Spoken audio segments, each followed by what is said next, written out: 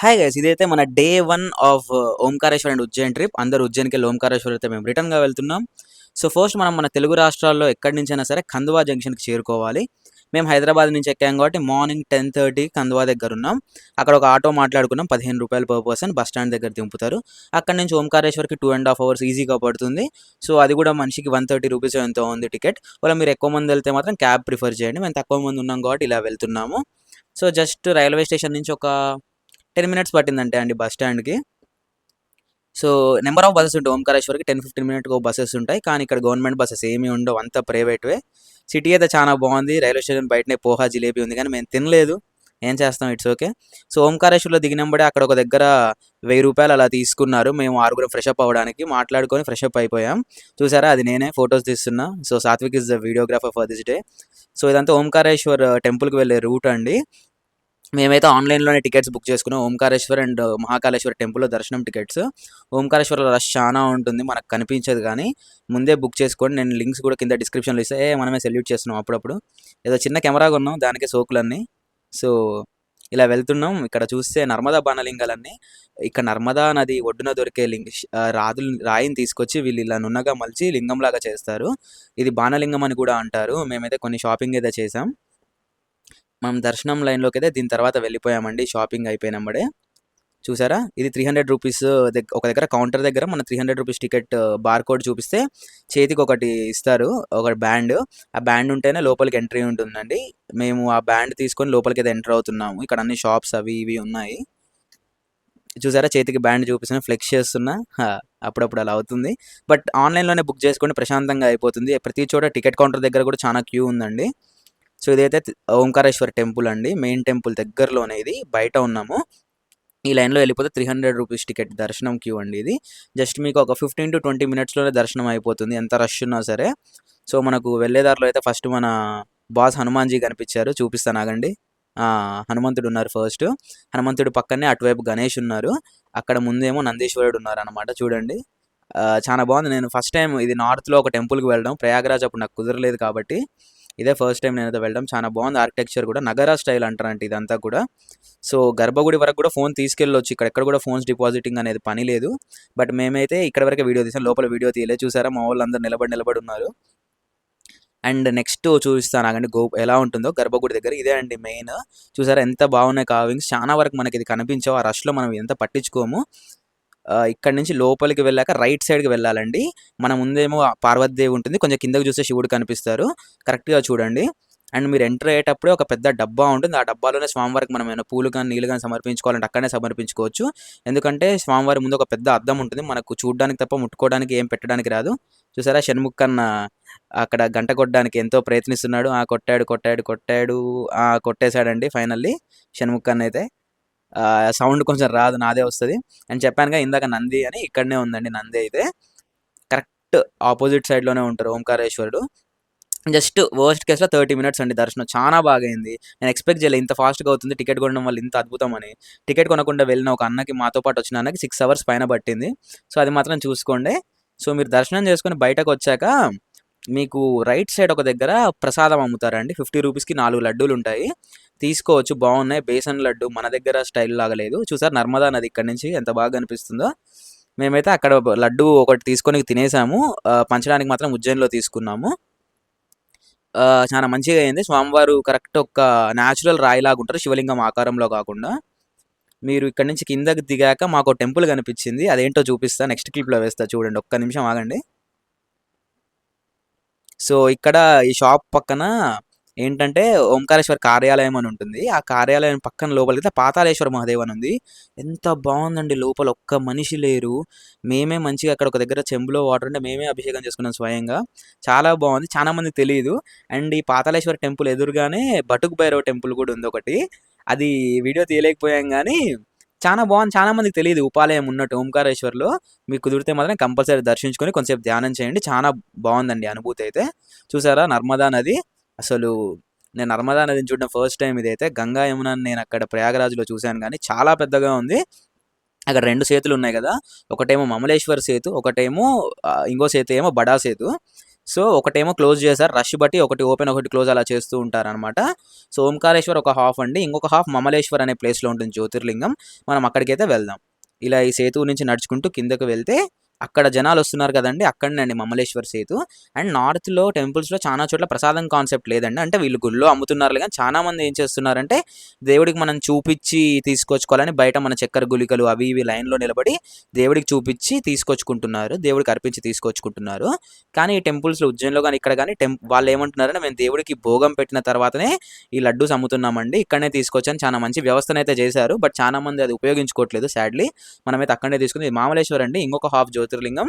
ఇక్కడ కూడా దర్శనానికి చాలా ఎక్కువ టైం పట్టేది ఉంది. మేము బయట నుంచి ముఖ దర్శనం చేసుకున్నాం, ఇక్కడ ముఖ దర్శనం ఆప్షన్ ఉంది. తర్వాత ఉజ్జయిన్కి వెళ్ళిపోయాము నైట్.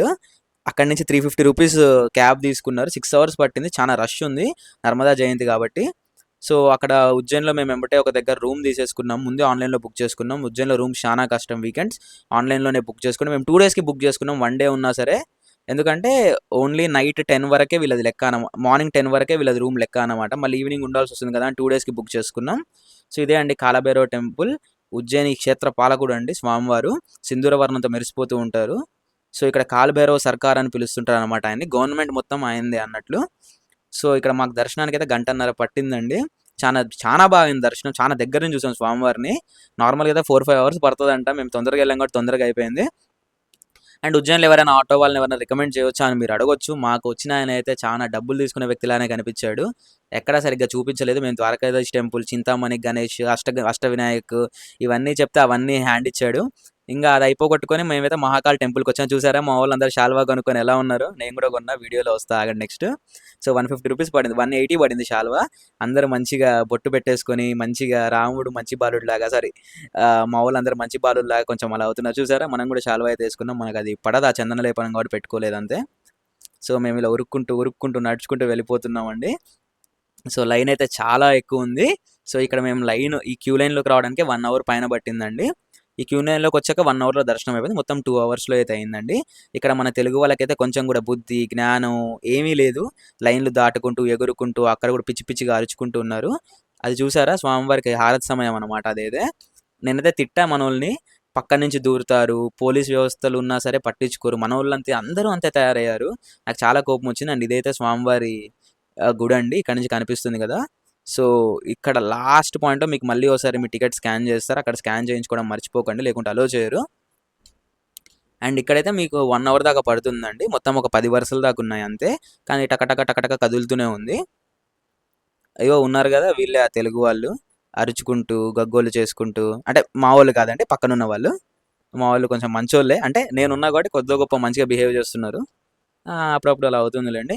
సో మేము వెళ్ళినప్పుడు స్వామివారికి మధ్యాహ్న పూట అభిషేకం అవుతుంది, భోగం అప్పుడే నివేదిస్తున్నారు. కొంచెం క్లారిటీ తగ్గిపోయింది కానీ వీడియో అయితే తీయగలిగా. సో మెయిన్ టెంపుల్ దగ్గర కూడా వీడియోస్ తీయొచ్చు కానీ రిస్కీ అండి, ఇంకా మేము ఇక్కడి నుంచే తీద్దాం అనుకున్నాము. కొంతమంది చాలా ధర్మదర్శనంలో పైన ఎక్కడో గ్యాలరీలో ఉండి ఐఫోన్లో జూమ్ చేసి తీస్తుంటారు కానీ మాకు ఇంక అదంతా నచ్చలేదు, తీయలేదు అంతే. ఏదో ఇక్కడ ఏదో గొడవ అవుతుంది చూడండి, అందరూ నిలబడి మరి చూస్తున్నారు, అక్కడ ఏదో ఇంట్రెస్టింగ్ గొడవ అవుతుంది, అంతవరకు వాయిస్ కట్ చేశా.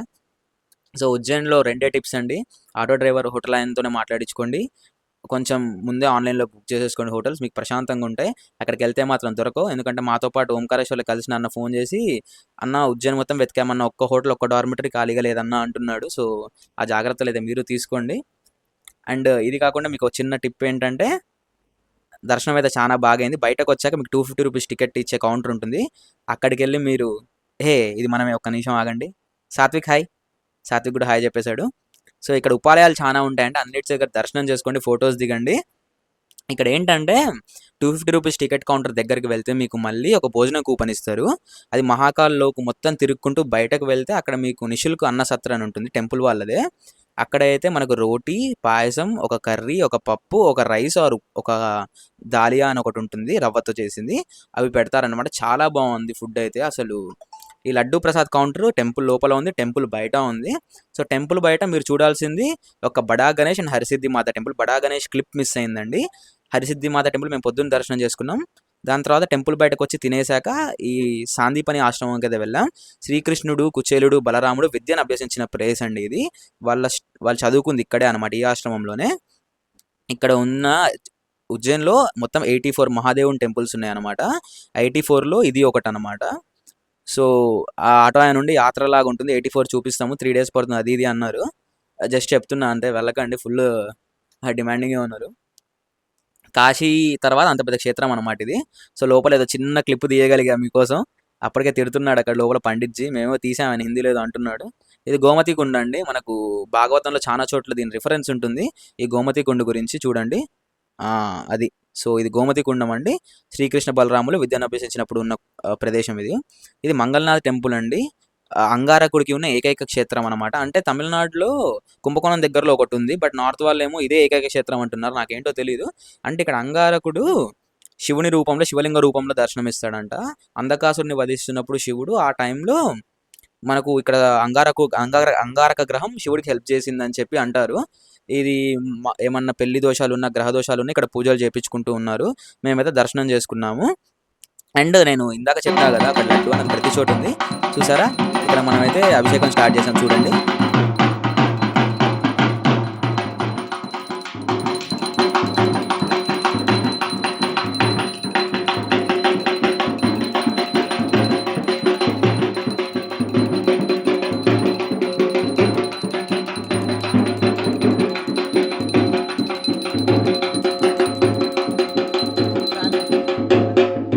ఇదైతే విక్రాంత్ భైరవ టెంపుల్ అండి. కాలభైరవ స్వామి టెంపుల్‌కి వెనకాల వైపు ఉంది. మేమైతే మంచిగా అభిషేకం చేసాం స్వామివారికి. భస్మాభిషేకం టికెట్స్ దొరకలేదని సాత్విక్‌కే అతను కాలభైరవ ఉపాసన చేస్తుంటాడు సాత్విక్ మీకు తెలిసినట్లయితే. సో, అతను హెల్ప్ చేయడం ద్వారా మేము అభిషేకం అయితే చేసాం. ఇక్కడ దర్శనం బాగా అయింది. స్వామివారికి ఇక్కడ ఇమర్టీ అని ఒకటి ఉందండి. మన జాంగ్రీలాగా అది సమర్పిస్తున్నారు.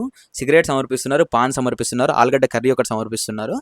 మాకు ఇక్కడ దర్శనం బాగైంది. చానా సేపు కూర్చున్నాం. నదొడ్డునే కూర్చొని అభిషేకం అవన్నీ పూర్తి చేసుకున్నాం. వచ్చాడయ్యా స్వామి నింగి చుక్కలతో బరువెత్తుంది భూమి. నా శాలువా లేపేశాడు. ఏం చేస్తానులేండి. It's okay. ప్రసాదం అయితే అందరికి తీసుకొచ్చేసాం ఇక్కడి నుంచి. ఇక్కడ బాగా అయింది పూజ అయితే. దాని తర్వాత మేము వచ్చిందైతే అమ్మవారి శక్తిపీఠం అండి. గఢ్ కాళికా టెంపుల్. మనకు ఉజ్జయిని మహాకాళిం అంటాం కదా. సో, అమ్మవారు మహాకాళి రూపం. ఇదొకటి చిన్న క్లిప్ మిస్ అయిందండి కాలభైరవ స్వామిది. సో, ఇక్కడ అటాచ్ చేస్తున్నా. ఇదే అండి లోపల ఉన్నది. అక్కడ మీరెళ్ళినప్పుడే స్వామివారి ముందు ఒక చిన్న పీఠంలాగా ఉంటుంది. ఒక చిన్న టేబుల్‌లాగా. అక్కడ మీరు తీసుకొచ్చినది పెడితే స్వామివారికి చూపించి మిగిలినది మనకిస్తారు. పూలొకటి స్వామివారికి పెడతారు. మిగిలినది మన దిష్టికి సంబంధించిన రక్షా కవచం కానీ, కొన్ని పూలు గానీ, ఆ స్వీట్ కానీ అవన్నీ మనకే ఇచ్చేస్తారనమాట.